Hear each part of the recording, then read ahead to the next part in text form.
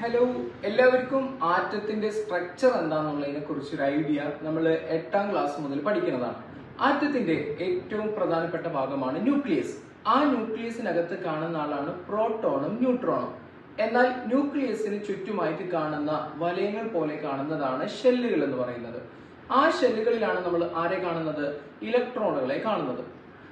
ന്യൂക്ലിയസിനകത്തുള്ള പ്രോട്ടോണിന്റെയും ന്യൂട്രോണിന്റെയും ചാർജുകൾ നമുക്ക് അറിഞ്ഞിരിക്കണം. പ്രോട്ടോണിന്റെ ചാർജ് എന്ന് പറയുന്നത് പോസിറ്റീവ് ചാർജും ന്യൂട്രോണിന്റെ ചാർജ് എന്ന് പറഞ്ഞാൽ ചാർജ്ലെസ് ആണ്. ചാർജ് ഇല്ലാത്തതുമായിട്ടുള്ള ഒരു കണമാണ് ന്യൂട്രോൺ എന്ന് പറയുന്നത്.